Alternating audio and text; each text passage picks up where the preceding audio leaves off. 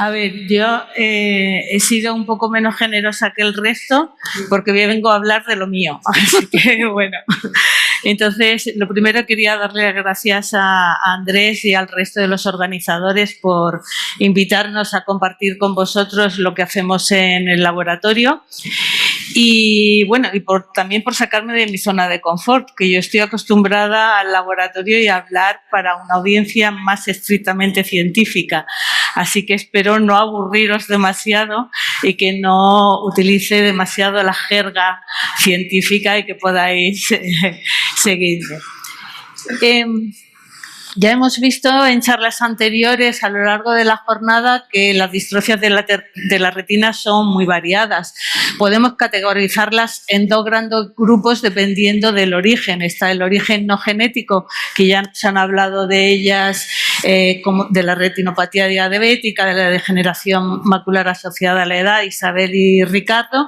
También está el glaucoma. Estas son distrofias mucho más prevalentes que las de origen genético, que como ve, bueno, que tienen una incidencia muy baja, se les llama, por lo menos en España, enfermedades raras, y nosotros trabajamos con la retinosis pigmentaria, que quizás es la menos rara de todas estas. Ya se ha hablado de las características de la retinosis pigmentaria y por no extenderme demasiado, lo que quería resaltar es la heterogeneidad genética de la retinosis pigmentaria en particular, pero también de las otras distrofias hereditarias de la retina.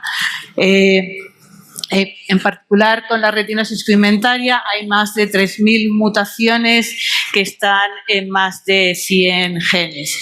Y estos genes son genes que en la gran mayoría se expresan o están codificando proteínas que se expresan en el epitelio pigmentario y en los fotorreceptores. Son genes que tienen diversas funciones dependiendo de dónde se expresen. Los hay que están en el epitelio pigmentario y intervienen en el metabolismo del retinal, otros intervienen que se expresan en el fotorreceptor en la cascada de fototransducción, hay algunos que son estructurales, que son necesarios para que el fotorreceptor tenga su forma, y luego también hay factores de transcripción y factores de procesamiento. Bueno, pues las alteraciones en estos genes dan lugar a alteraciones en el metabolismo o alteraciones en las células que son patológicas. Hay algunas mutaciones que dan lugar a estrés oxidativo, que ya se ha hablado de ello. También algunas de ellas producen acúmulo de proteínas mal plegadas, otras mutaciones producen deslocalización de proteínas y otras desregulación de la cascada de fototransducción. Como veis, las alteraciones son múltiples y dependiendo de la mutación y del gen, pueden coexistir varias de ellas. Todas ellas convergen en un proceso de respuesta neuroinflamatoria de la retina y me atrevería a decir que no solo las enfermedades hereditarias de la retina, sino también las distrofias no hereditarias tienen un componente neuroinflamatorio. Que a día de hoy todavía no sabemos cuál es su función. Se ha hablado mucho de terapia génica y es probablemente una de las grandes esperanzas del futuro, pero todos somos conscientes que dada la heterogeneidad genética, diseñar terapias génicas específicas de gen es complicado y hasta cierto punto viable, por lo menos con las técnicas que tenemos ahora. No quiere decir que en un futuro, según vaya avanzando la CRISPR-Cas y otras tecnologías, se pueda hacer una terapia génica que abarque a más cantidad de genes y se pueda aplicar a más cantidad de pacientes. La idea que nosotros tenemos en nuestro grupo es buscar alteraciones comunes a las diferentes patologías que puedan ser unas buenas dianas para generar terapias que se puedan aplicar a una amplia generalidad de pacientes. Dado que muchas de estas enfermedades convergen en tener una respuesta inflamatoria, pues a priori un buen candidato para buscar terapias sería la regulación de la inflamación, y esto podría ser una aplicación para muchas patologías, tanto de las hereditarias como las no hereditarias. ¿Qué es lo que pasa? ¿Y por qué es complicado regular la inflamación? Y es que cuando uno está estudiando inflamación, la primera pregunta que surge es: ¿la neuroinflamación es buena o es mala? Pues no va a haber una respuesta de una o la otra, probablemente sean las dos, y el que tenga un efecto perjudicial o beneficioso dependerá de la intensidad, del momento de la enfermedad. Con lo cual, diseñar una terapia única agresiva para inhibir la neuroinflamación no parece una estrategia muy adecuada. ¿Qué es lo que habría que hacer? Pues probablemente acotar para regular más, hacer una regulación fina de la inflamación, no inhibirla, sino controlarla. Para ello, ¿qué es lo que necesitamos? Pues primero conocer, saber quién es el responsable de esa neuroinflamación. Una de las primeras o una de las células más importantes en la respuesta neuroinflamatoria de la retina, no solo de la retina, sino del cerebro, es la microglía. La microglía es una célula del sistema inmune innato, es el sistema que todos tenemos y el que responde primero a cualquier daño, a un daño tanto desde dentro o a cualquier infección. Es lo primero que se activa para protegernos de patógenos. Pues está formado por diferentes tipos celulares, y uno de los tipos celulares que forma parte del sistema inmune innato es la microglía, con la particularidad de que estas células, que no sé si estáis familiarizados con macrófagos, que a lo mejor es más general, es lo que se considera el macrófago del sistema nervioso central, y viven endógenamente en el sistema nervioso central, en retina o en cerebro. Estas células fueron descritas, y aquí reivindico también su figura, se ha hablado de Cajal, por un discípulo de Cajal, por Pío del Río Ortega, a primeros del siglo XX, y durante mucho tiempo estuvieron no olvidadas, pero tampoco salían mucho a la luz. Sin embargo, en los últimos 15, 20 años han ido ganando notoriedad y ahora son las estrellas del show. Todo el mundo que estudia neuroinflamación tiene que mirar a la microglía. ¿Por qué es la microglía tan relevante en la respuesta neuroinflamatoria? Bueno, pues la microglía está dotada de una cantidad enorme y diversa de receptores. Es lo que se considera la vigilante del sistema nervioso.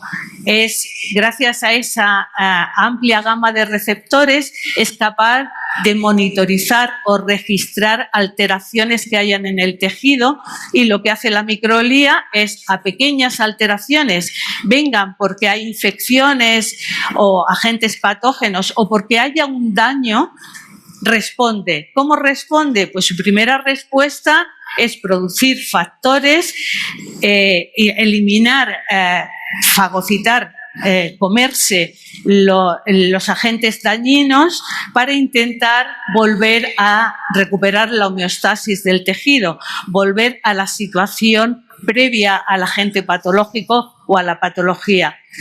¿Qué es lo que pasa? Que esta reacción primaria, que es beneficiosa porque gracias a ella nos evitamos muchas infecciones y muchos disgustos, cuando la microglía se desregula y tiene una respuesta exacerbada, o bien su respuesta se agota porque el daño es muy grande y no funciona correctamente, lo que puede hacer es lo contrario, tener un efecto negativo y contribuir a la patología.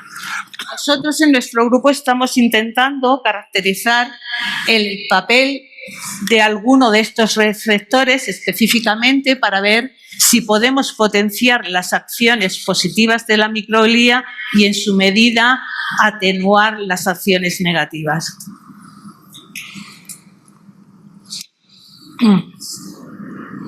Bueno, pues entre los receptores que están implicados en monitorizar qué pasa alrededor suyo están los TLRs, o toll-like receptors, del inglés toll-like receptors.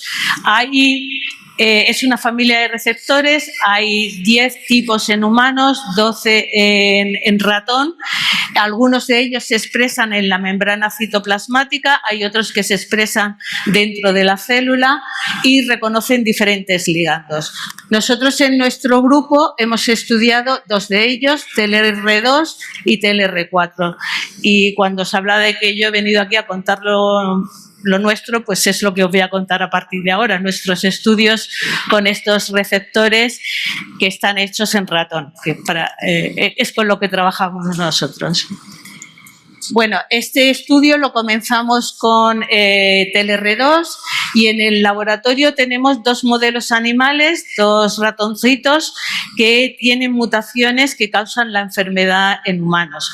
Buscamos 2 modelos genéticamente diferentes con la idea de que si nuestras observaciones ocurren en los 2 modelos, pensamos que probablemente sean agnósticos a la mutación y podrían ser observaciones aplicables a una gran mayoría de pacientes. Trabajamos con el ratón que tiene una mutación en la rodopsina y es una mutación dominante, y tenemos otro que es el ratón P23H y el ratón RD10 que tiene una mutación recesiva en la fosfodiesterasa. Es decir, 2 mutaciones con un patrón de herencia diferente, además con un progreso de la enfermedad diferente y en genes totalmente diferentes. Bueno, lo primero que comprobamos es que los niveles del receptor TLR2, que era con el que empezamos a estudiar, tanto en el ratón RD10 como P23H estaban enormemente elevados, y esa elevación coincidía con un estado inflamatorio de la retina. Esto nos hizo pensar que probablemente tendría algún papel en el estado en desarrollar la inflamación. Para ver el papel del receptor, ¿cómo analizamos cuál es el papel del receptor en la patología? Bueno, afortunadamente esto se puede hacer en ratón. Tenemos modelos de ratón transgénicos. Tenemos un modelo que se ha generado artificialmente que carece de ese receptor.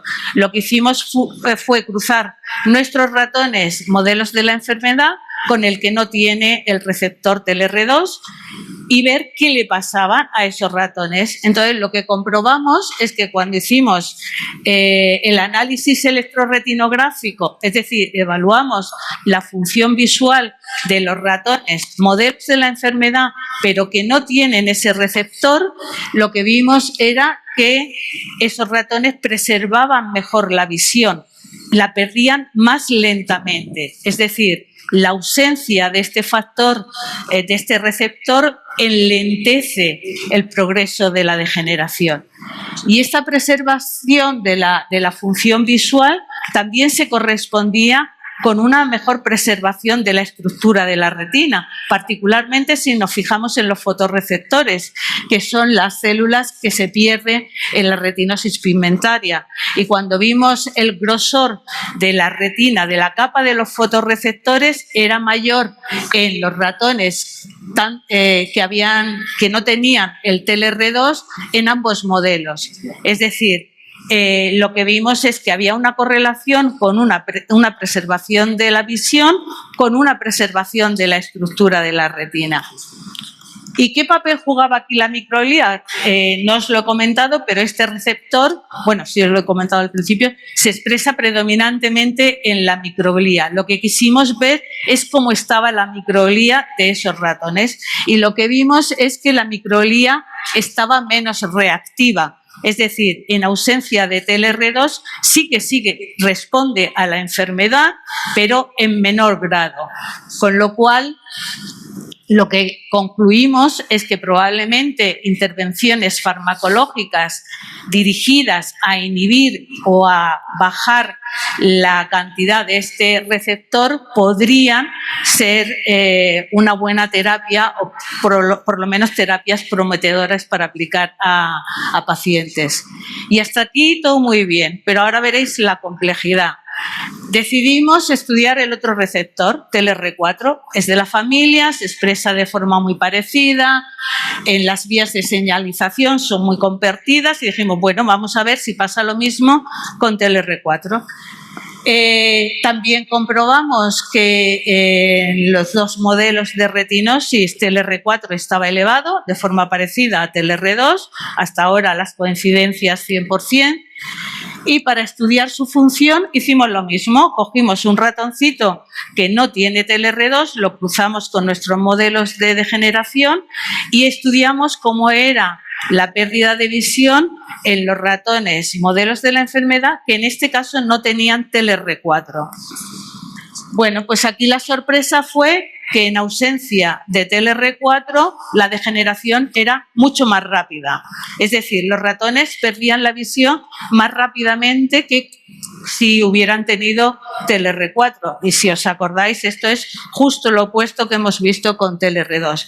Y además, interesantemente, la pérdida de un único alelo, sabéis que tenemos dos alelos, al menos dos copias de cada gen, uno de la madre, otro del padre, pues con perder un único alelo de este gen ya teníamos una aceleración del fenotipo, una aceleración de la retinosis, del curso de la retinosis.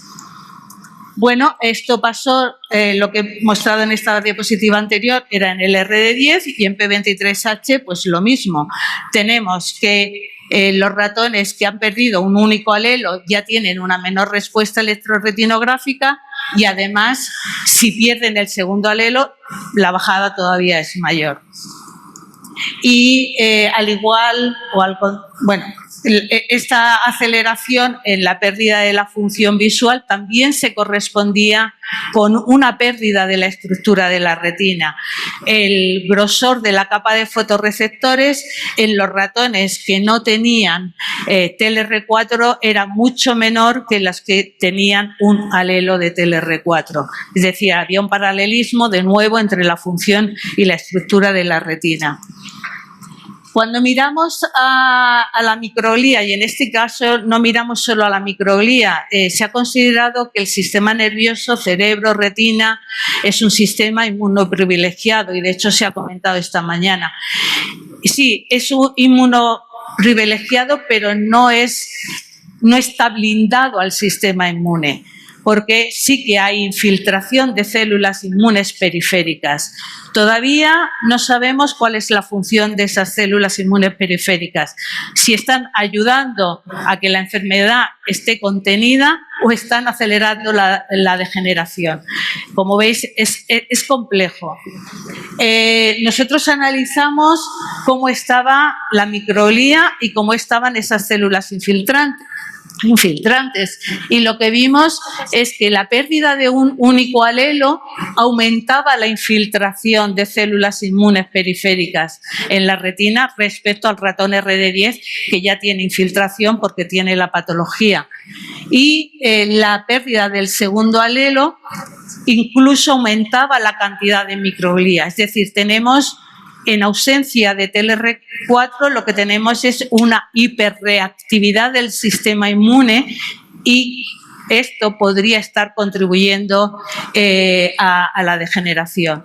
Según nuestros estudios, lo que hemos visto es que TLR4, la presencia de TLR4 protege contiene un poco el progreso de la enfermedad y como veis la única, bueno, solo se diferencian dos números, TLR4 y TLR2, tienen funciones totalmente opuestas. Por eso, a la hora de buscar terapias, hay que conocer muy bien con qué estamos trabajando antes de diseñar esas terapias que habría que hacerlas más específicas, a lo mejor a nivel molecular y no de amplia gama.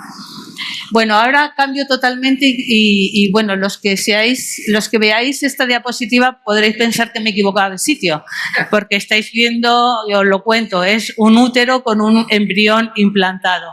Bueno, no, es intencionada, no se me ha colado la diapositiva. Os quiero hablar del último factor, no os puedo decir mucho, pero bueno, ya tenemos alguna publicación y tenemos muchas esperanzas en él. Lo que os he contado hasta ahora es el traje que lleva la microglía y cómo le afecta a cada pieza al comportamiento de la microglía. Y lo que os voy a contar en esta última parte es cómo desde fuera a lo mejor se puede regular o moderar la acción de la microglía. Bueno, pues os voy a hablar del factor de preimplantación. El factor de preimplantación es un factor producido por el embrión. Se ha visto que lo producen en humanos, se produce en ratón y se produce desde etapas muy tempranas del desarrollo, desde 4 células, es decir, que no somos nada. Y es un factor esencial en la etapa, o en una de las etapas, o la primera etapa esencial en nuestra vida, que todos hemos hecho exitosamente, si no, no estaríamos aquí, que es la implantación del embrión en el útero materno. Es esencial porque se ha visto que en ausencia de ese factor la gestación muchas veces está complicada o está no que no llega a término, pero con complicaciones. Bueno, se ha visto que las primeras funciones que se observaron fue en el desarrollo embrionario y en la implantación del embrión, también en la tolerancia materna para que no haya rechazo del embrión, y se pensó en potencial terapéutico en el tratamiento de abortos recurrentes y en preeclampsia. Pero estas características llevaron a pensar de que podían tener otras utilidades, porque se ha visto que tiene efectos antiinflamatorios, tiene acción antiapoptótica, mitiga el estrés oxidativo. Se ha propuesto como agente terapéutico en enfermedades autoinmunes y en neuroprotección. Bueno, pues con estos mimbres pensamos, bueno, pues a lo mejor en la retina, en la degeneración de la retina, podría ser un péptido o un factor prometedor. Decidimos explorar si esto era el caso y volvemos al ratón. En este caso se trata de un péptido pequeñito que lo administramos al ratón RD10 por inyección intraperitoneal diariamente desde etapas antes de la degeneración hasta cuando ya está la degeneración avanzada, y miramos el efecto en la respuesta electrorretinográfica de este péptido PIF en los ratones, y vimos que los ratones que habían sido tratados con PIF tenían una mejor respuesta electrorretinográfica que los ratones hermanos de camada, hermanitos, que habían sido tratados con el vehículo. Y luego buscamos cómo estaba la retina y vimos que además la retina estaba mejor preservada, no solo en el número de fotorreceptores, sino la estructura del fotorreceptor estaba mejor mantenida en los ratoncitos que habían recibido el tratamiento con PIF. Y esto se correlacionaba con un descenso en el nivel de inflamación de la retina cuando la medíamos por citoquinas proinflamatorias. Vimos que la cantidad de citoquinas proinflamatorias de la retina era menor en los ratones que habían recibido PIF que en los ratones control. Y bueno, pues esto nos ha llevado a pensar, y en ello estamos, que el PIF puede ser un péptido terapéutico prometedor para el tratamiento de la retinosis pigmentaria. Y bueno, finalmente, la diapositiva más interesante o más importante, que aunque no la veáis, os diré que es la gente que ha participado en el estudio, que son ellos, los estudios, los que han hecho los experimentos, y que, bueno, además de buenos científicos, pues son muy buena gente, buen grupo humano, que quizás es lo más importante. Gracias a vosotros.